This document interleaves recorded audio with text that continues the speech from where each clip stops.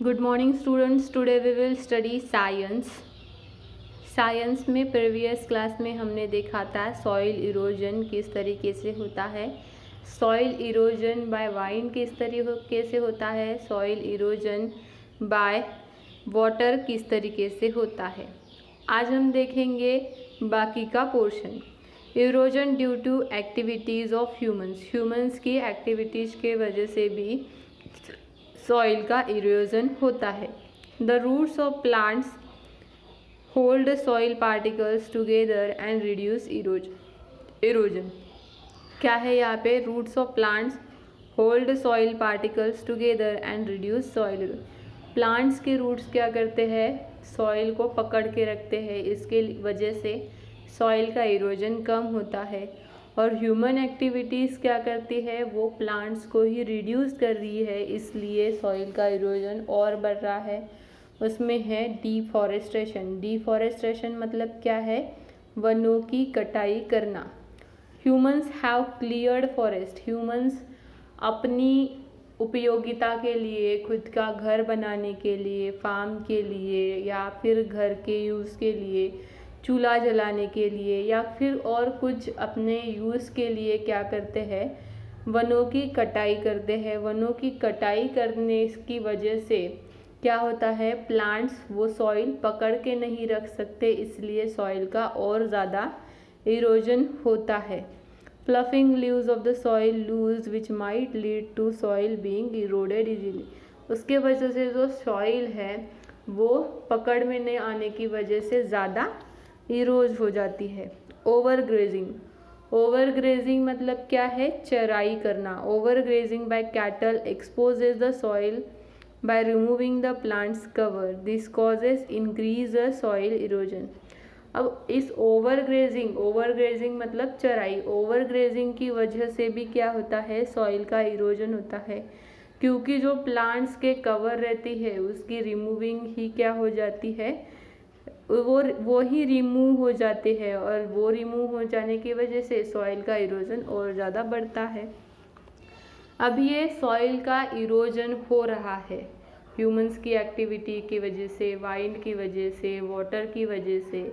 तो इस इरोजन को हम किस तरीके से रोक सकते हैं, किस तरीके से उसमें रुकावट ला सकते हैं? इसलिए हमें क्या करना पड़ता है? सॉइल कॉन्जर्वेशन करना पड़ता है।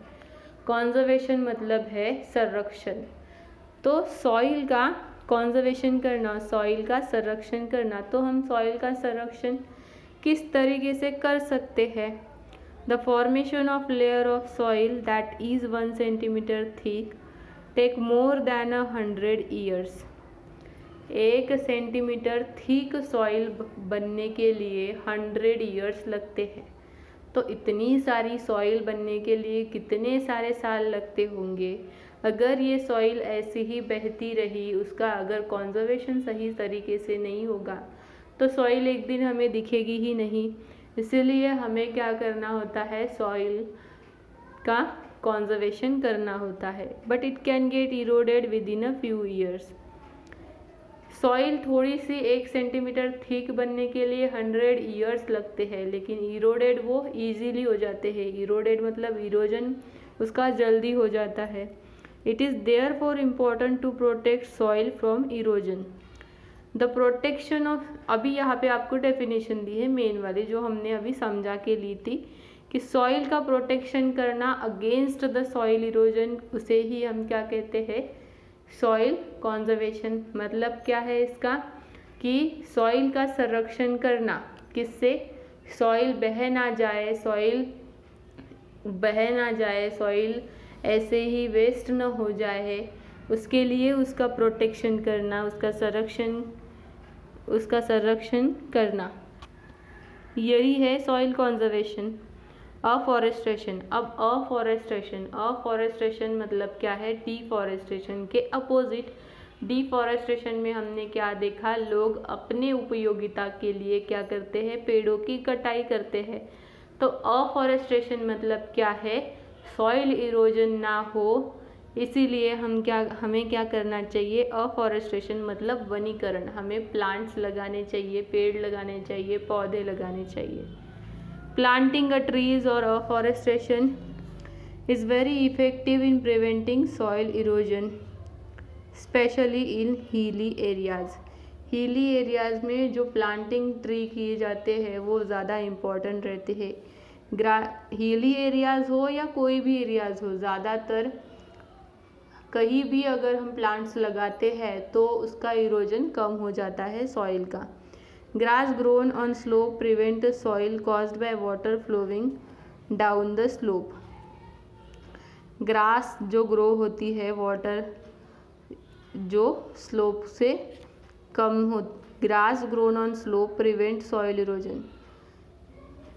जो स्लोप रहता है वहाँ पे ज़्यादा सॉइल इरोजन होता है, तो ग्रास अगर उस पर रहेगी तो वो क्या करेगी, प्रिवेंट करेगी सॉइल को इरोजन होने से। नेक्स्ट है soil cover. After a crop is harvested and before the next crop is sown. जब हम पेड़ की कटाई करते हैं, खेत में से पीक हार्वेस्ट करते हैं, हार्वेस्ट मतलब काट डालते हैं, और उसके बाद न्यू जब हम बीज उसमें डालते हैं खेत में, तब तक क्या होता है, वो बंधी रहती है। The soil can be easily eroded, तो वहाँ से वाटर और वाइंड की वजह से ईजीली सॉइल इरोड हो सकती है। टू प्रिवेंट दिस, इसीलिए वो प्रिवेंट करने के लिए फार्मर्स आइदर ग्रो ग्रास और cover the land with a dried vegetation. इसीलिए फार्मर्स को वहाँ पे क्या करना पड़ता है, ड्राइड वेजिटेशन का कवर लगाना पड़ता है। नेक्स्ट है शेल्टर बेल्ट्स। शेल्टर बेल्ट्स जैसे यहाँ पे आपको पिक्चर एम्बार्कमेंट का दिखाया है।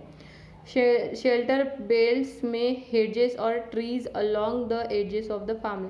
जो बड़ी बड़ी एजेस रहती है, एजेस मतलब जो बाजू वाली जहाँ से हम खेत में चल सकते हैं, वहाँ पे क्या लगा सकते हैं हम, वाइंड ब्रेकर लगा सकते हैं, ताकि वहाँ से वाइंड से सॉइल इरोज ना हो सके, reduce soil erosion. Terrace farming मतलब टेरेस में हम कुछ बगीचा या फार्म लगा सकते हैं, वहाँ पे पेड़ पौधे लगा सकते हैं। Along a slope of hills, farming done by cutting a step in a slope. This reduces the speed of water as flow down, reducing the soil erosion. उसकी वजह से soil erosion बहुत हद तक क्या हो जाती है, कम हो जाती है। नेक्स्ट है बिल्डिंग एम्बार्कमेंट। एम्बार्कमेंट मतलब क्या है, तटबंध। उसे हम बंधन में कैसे ला सकते हैं, तटबंध। River constantly Erode, river constantly erode the soil on their banks. Strong embankment, rocks and soil build along the banks prevent this. तो रिवर्स की वजह से भी वो हो जाता है, इरोजन हो जाता है। तो अगर हम स्ट्रॉन्ग एनवायरनमेंट्स लेंगे, उसे हम अच्छी तरीके से प्रोटेक्ट करेंगे, तो वहाँ पे क्या होगा, इरोजन नहीं होगा। हाई बर्न्स मतलब embankments can prevent erosion of soil on land by preventing of flooding. और बहुत ज़्यादा फ्लडिंग होने से क्या हो सकता है, इरोजन होता है। तो फ्लडिंग आने से पहले ही हमारा बिल्डिंग एम्बार्कमेंट जो सॉइल इरोजन का तरीका है, वो क्या करता है, सॉइल इरोजन को कम होने से हेल्प करता है, कम होने के लिए हेल्प करता है। ओके स्टूडेंट्स, तो यहाँ तक हमारा ये चैप्टर ख़त्म हो जाता है। नेक्स्ट क्लास में देखेंगे हम नेक्स्ट चैप्टर।